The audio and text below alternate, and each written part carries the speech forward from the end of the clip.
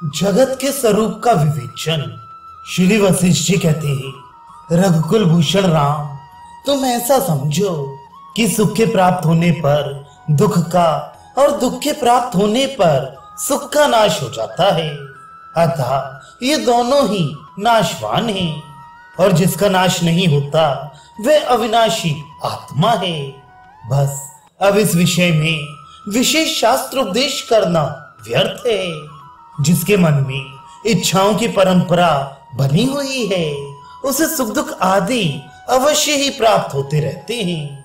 इसलिए यदि उन सुख आदि रोगों की भली भांति चिकित्सा करना अभिप्रेत है, तो पहले इच्छा का ही परित्याग करना चाहिए। परम पद रूप परमात्मा में अहंकार और इस जगत की भ्रांति है ही नहीं। वह तो शांत, निरालंब, सर्वात्मक, अविनाशी मोक्ष रूप है।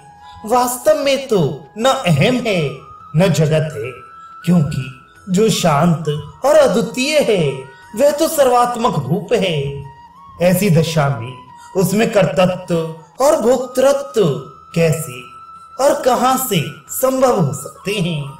ज्ञान भी आत्म स्वरूप ही है, अतः जो कुछ दिखता है वह सब तद्रूप ही है।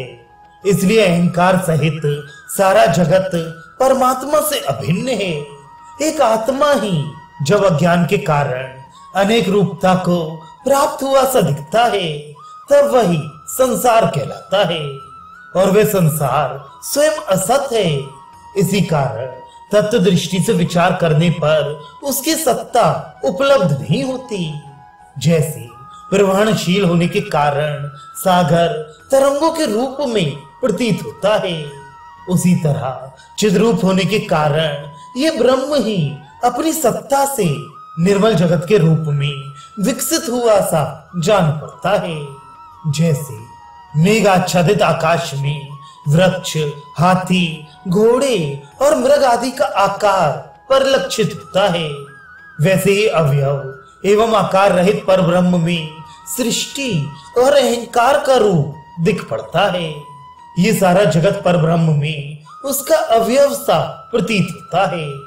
रामभद्र उसकी उपमा यूं समझो, जैसे वट वृक्ष और उसके बीज में कार्य कारण भाव है, वैसे ही कार्य कारणता जगत और ब्रह्म में है। वस्तुतः तो न तुम लोग हो न हम लोग हैं, न ये जगत है और न आकाश आदि ही हैं, बल्कि सर्वोपद्रव शून्य अप्रोक्ष ब्रह्म ही सर्वत्र अशेष रूप से वर्तमान है। रघुकुल तिलक जैसे वायु और स्पंदन में भेद प्रतीति होती है, वैसे ही अद्वितीय ब्रह्म और जीवात्मा में भी अज्ञान से भेद प्रतीत होता है। अतः इस विषय में ऐसा समझना चाहिए कि चित्त और अचित्त का भेद दर्शन ही संसार है, तथा अद्वितीय ब्रह्म और जीवात्मा की एकता ही मोक्ष है। इस प्रकार ये सारा जगत निर्विकार परब्रह्ममय है, अतः इसे भी निर्विकार, आदि अंत रहित और निरामय ही समझो।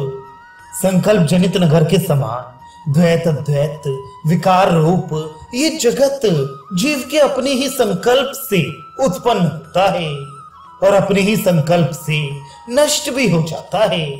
वस्तुतः इस जगत रूप ब्रह्म में कुछ भी उत्पन्न नहीं होता।